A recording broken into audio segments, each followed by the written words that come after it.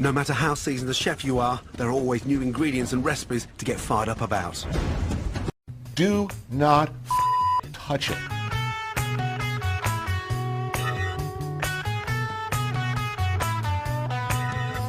And here's maybe the most overlooked feature or factor in the success or failure of a steak, particularly a thick steak, but it's true of all meat. This magical period immediately following its removal from the heat, it should rest on the board, meaning sit there at room temperature for 5 to 7 minutes, at which point stay away from it. Don't touch it. Don't poke it. Don't slice it to look inside. I'm going to find a good hot sizzling either grill or pan, get a good crust and sear on the outside. You want to finish it either in the oven or all the way on the grill. Do not start slicing it into slices right away. What's going on inside is it is continuing to cook, but even more importantly, the juices are distributing themselves in a truly wonderful alignment. That's why if you cut into a steak too quickly off the barbecue, you get this sort of bullseye pattern instead of what it should be, a gentle graduation from red to various hues of pink to the outer crust. All the difference in the world between a good steak and a totally messed up steak is going on in that period of time that you're just doing nothing. Nothing. And then just let it sit. Don't wrap it in foil. Don't cover it. Don't poke it. Don't prod it. Don't even look at it. Just let it sit there. Leave it alone. Again, mature steaks. And as always, I'll make my paste and my seasoning. So with the beef, we'll use the beef cube.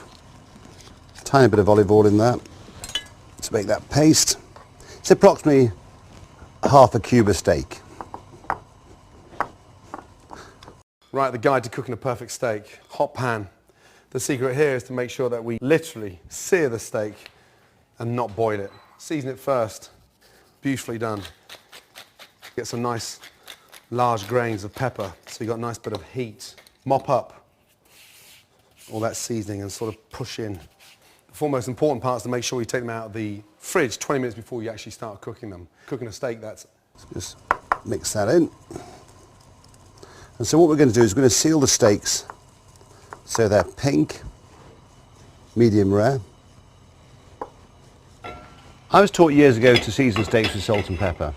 And one day, my fascination for stock cubes, I thought, let's make a paste. And that's what I did. Stone cold in the centre, you're going to have to overcook it on the outside. Pan's just started smoking. Touch of oil in, roll that round, and then just lay the steaks away, always away from you, and let the pan do the work. I made a paste. I tried it. I seasoned one steak with salt and pepper, and one steak with the seasoning paste. And the seasoning paste works better every time. That's the kind of noise you want to hear in the pan every time. That nice sear. Again, pair of tongs. So we need a very hot pan to create that caramelization. So what we're going to do is seal the steaks, caramelize them, seal them on the plate.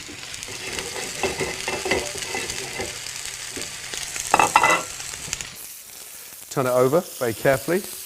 Literally 30 seconds in the pan, you can see the colour. Beautiful.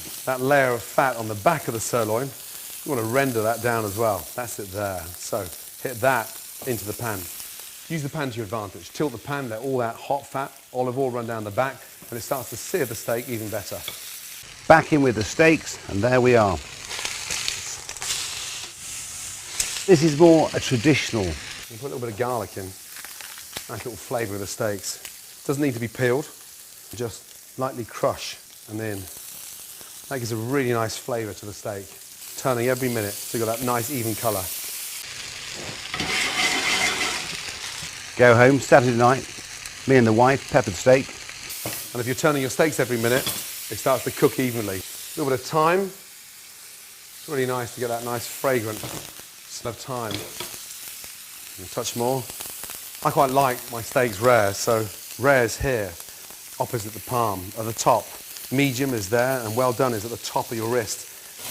You glass with some Worcester sauce, bit of cream, and it's delicious. But little knobs of butter. And this is where the steak starts to take on a completely different flavour. Tilt the pan, then just baste the steaks. That fried thyme, that garlic. Nothing's burning, and that's why we started off with olive oil. And so we'll take these out. So there's our steaks.